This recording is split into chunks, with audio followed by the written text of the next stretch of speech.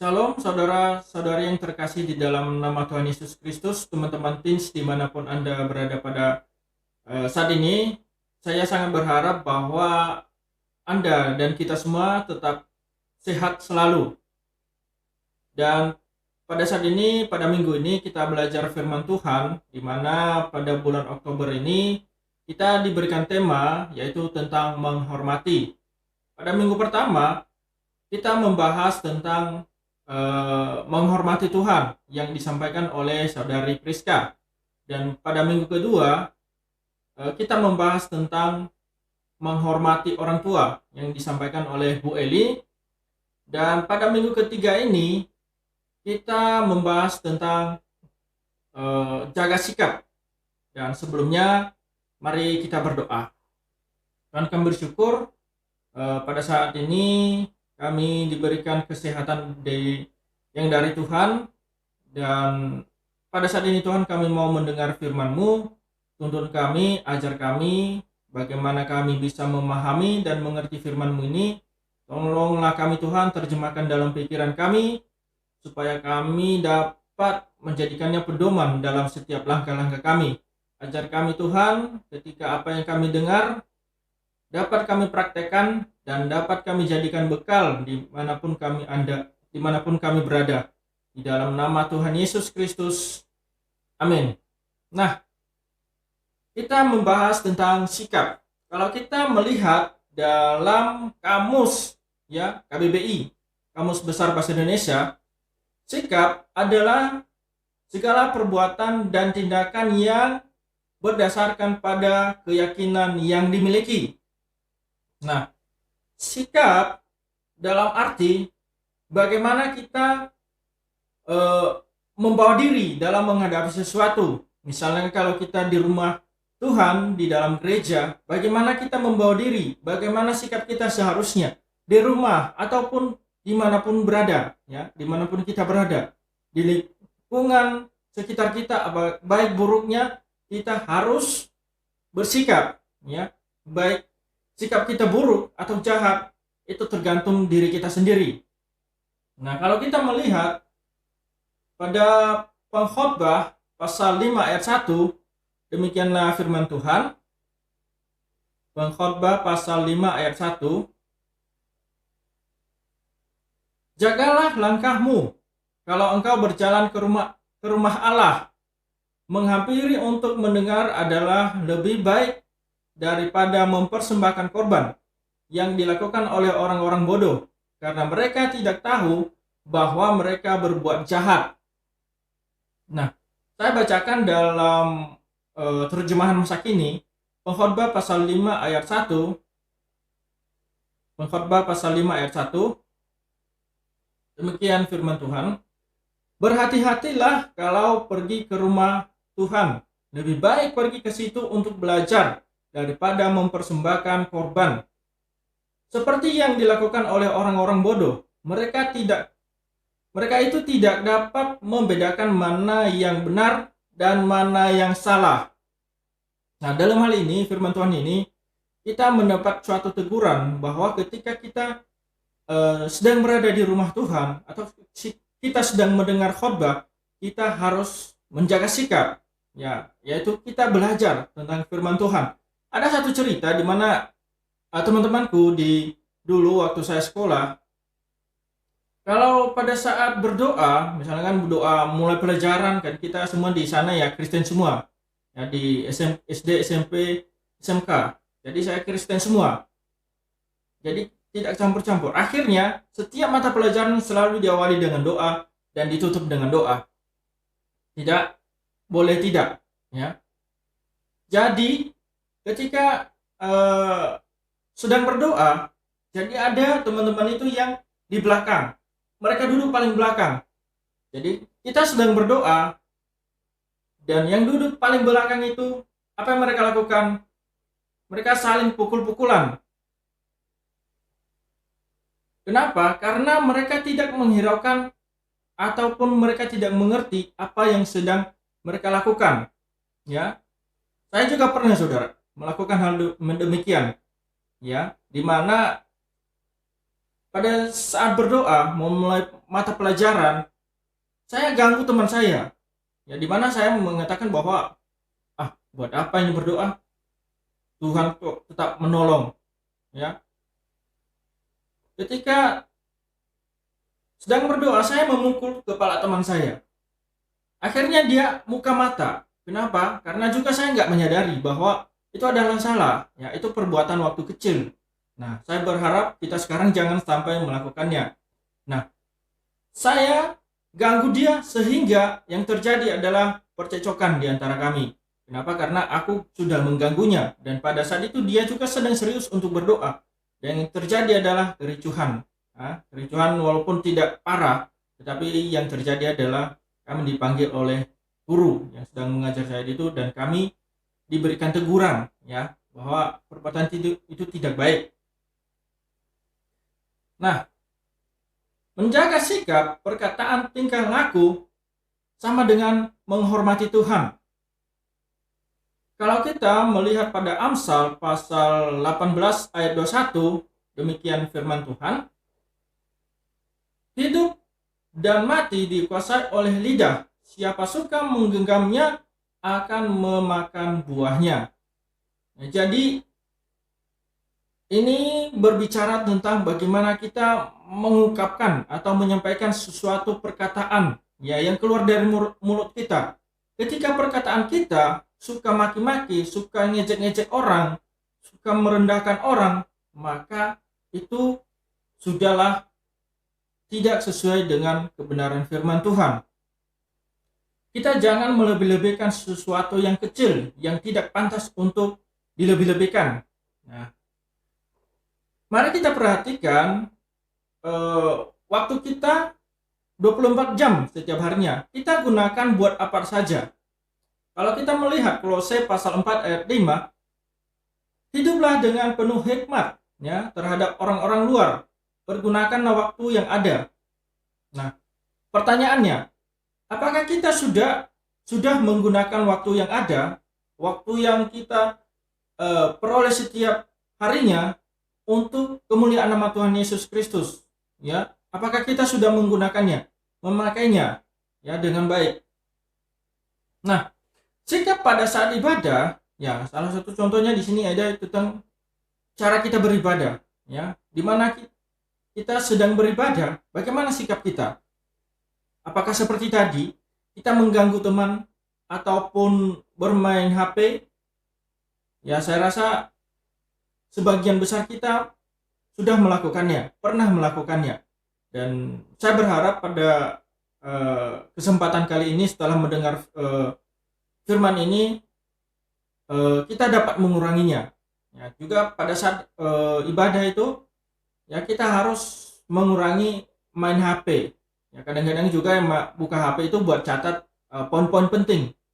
Nah, setelah itu ya pindah ke media lain, ya, buka-buka IG, ya, itulah. Nah, jangan sampai kita ke sana terus, apalagi kalau udah bosan, pengkhotbahnya itu aja yang disampaikan, gak ada ini yang menjadi berkat buat saya. Nah, tapi berbicara tentang sikap, kita harus bersikap dengan baik, ya. Kita jangan melanggar firman Tuhan. Yang kedua, sikap pada saat sedang belajar. Apa yang harus kita lakukan, apalagi sekarang pada zaman online ini, mana masa pandemi ini kita dipaksa untuk belajar dari rumah via online. Nah, jadi kita belajar di rumah. Jadi temanku bercerita kepada saya baru-baru ini, di mana dia sedang belajar online, tetapi kameranya ditutup. Tapi karena di rumah, di kamar, dia pakai headset dan mendengar sambil rebahan. Bangun-bangun, pelajaran udah selesai.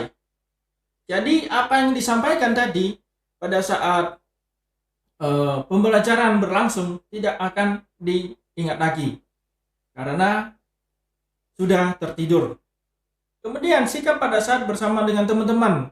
Nah, ini sangat penting.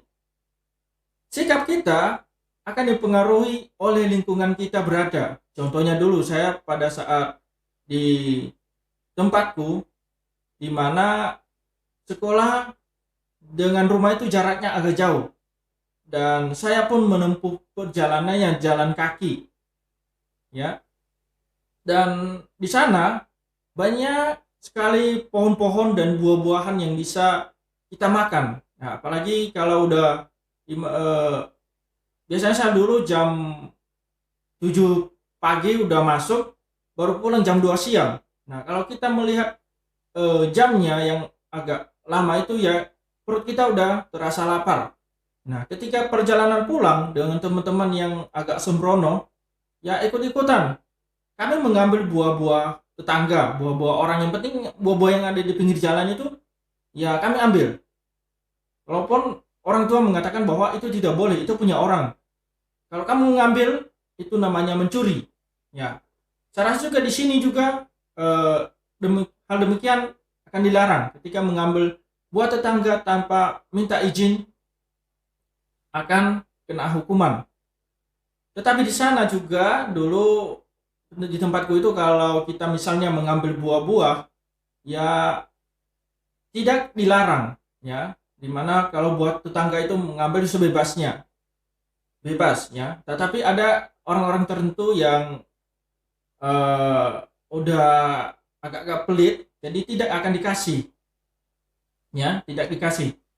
Mungkin kita, kalau kita ke pohonnya, bahwa pohon buah itu, ya kita diusir. Tapi kebanyakan di tempatku kita diperbolehkan untuk mengambil, apalagi buah durian. Kalau durian itu berbuah satu pohon aja udah satu truk itu. Berbeda dengan durian di sini, kecil pohonnya. Kalau di sana, waduh, pohonnya besar-besar. Ya, buahnya aja kalau sekali berbuah itu satu truk. Bayangin ya, banyaknya. Apalagi mangga. Mangga itu banyak buahnya. Apalagi buah-buah yang lain. Yang penting lengkap lah. Nah, pada saat itu ya kita diperbolehkan untuk mengambil, ya. Walaupun orang tua tetap melanggar, itu tidak boleh, itu punya orang. Nah, itu sikap kita terhadap teman-teman. Ya, teman-temannya suka mengambil buah-buah demikian. Kemudian sikap kita pada saat di rumah, ya, ataupun dimanapun kita berada. Sikap kita di rumah, dimana pada saat 24 jam ini, saya rasa 24 jam sehari itu kita pergunakan waktunya lebih banyak di rumah, karena masa-masa pandemi ini ya kita dipaksa untuk di rumah dan di rumah terus. Walaupun sekarang ya udah agak bebas, tetapi saya rasa waktu kita kebanyakan di rumah. Jadi saya berharap kita manfaatkan waktu ini untuk belajar, baik pelajaran dari sekolah maupun pembelajaran tentang kebenaran firman Tuhan. Kemudian kalau kita melihat cara hidup ibadah Daniel, ya, kalau kita melihat Daniel pasal 1 ayat 8, demikian firman Tuhan, Daniel berketetapan untuk tidak menajiskan dirinya dengan santapan raja dan dengan anggur yang biasa diminum raja. Dimintanyalah kepada pimpinan pegawai istana itu supaya ia tidak usah menajiskan dirinya. Kalau kita melihat Daniel, kalau kita belajar tentang kehidupan Daniel ini, kalau kita baca pada pasal 1 ayat 1, yaitu tentang pada tahun yang ketiga pemerintahan Yoyakim, Raja Yehuda, datanglah Nebukadnezar, Raja Babel, ke Yerusalem, lalu mengepung kota itu. Ayat kedua, Tuhan menyerahkan Yoyakim, Raja Yehuda, dan sebagian perkakas-perkakas di rumah Allah ke dalam tangannya. Semuanya itu dibawanya ke tanah Siniar, ke dalam rumah dewanya. Perkakas itu dibawanya ke dalam perbendaharaan dewanya. Lalu bertitahlah raja kepada Apenas, kepala istananya, untuk membawa beberapa orang Israel yang berasal dari keturunan raja dan dari kaum bangsawan. Nah, kalau kita melihat di situ adalah seorang Daniel, di mana dia adalah keturunan raja, ya. Kalau kita baca dia merupakan anak kedua dari Raja Daud. Ya. Kita baca pasal 1 ayat 5, Daniel pasal 1 ayat 5, dan raja menetapkan bagi mereka pelabur setiap hari dan santapan raja, dan dari anggur yang biasa diminumnya mereka harus dididik selama 3 tahun, dan sesudah itu mereka harus bekerja pada raja. Nah, kembali ke ayat 8 tadi, Daniel berketetapan untuk tidak menajiskan dirinya. Nah, kenapa hal demikian dapat terjadi pada Daniel? Padahal itu makanan adalah makanan raja. Kalau kita melihat makanan raja ini, waduh, makanan yang spesial ya. Saya rasa makanan raja ini, kalau raja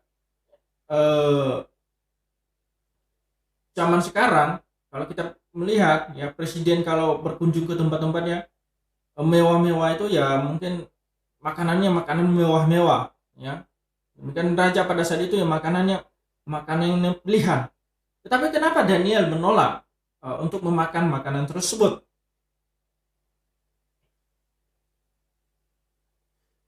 Ya, karena makanan tersebut telah dipersembahkan kepada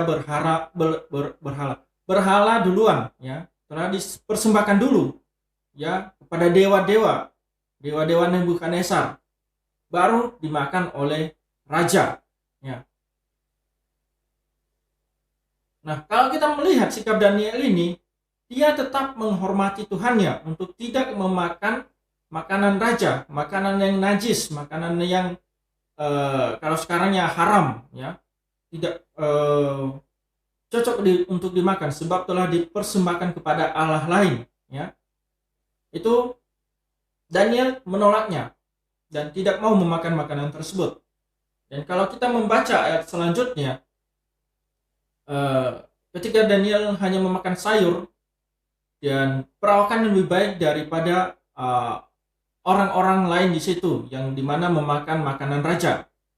Terus selanjutnya kalau kita melihat kehidupan Daniel ketika raja bermimpi, Raja Nebukadnezar bermimpi, raja ini bermimpi, dia tidak tahu apa mimpinya dan apa arti mimpinya. Ketika Raja Nebukadnezar bermimpi dan mimpinya itu dia tidak mengerti apa yang dia mimpiin dan apa artinya.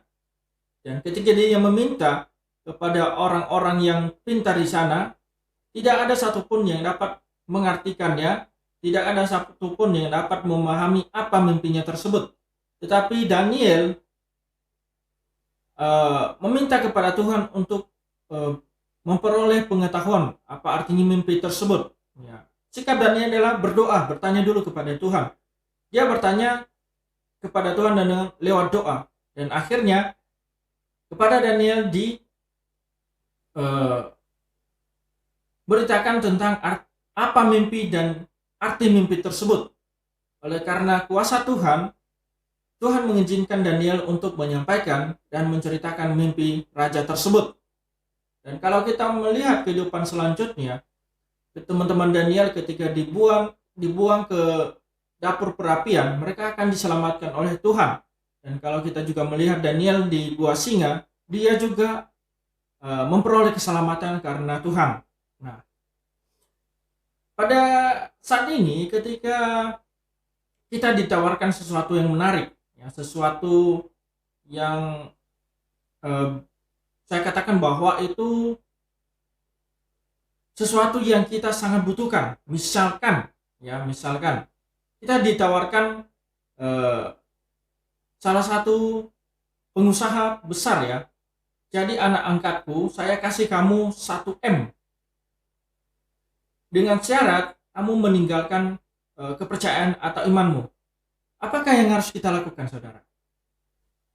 Apakah kita menerima tawaran tersebut atau tidak? Itu tergantung kepribadian kita dan iman kita kepada Tuhan Yesus Kristus. Ya, apalagi pada saat-saat ini kita butuh ya.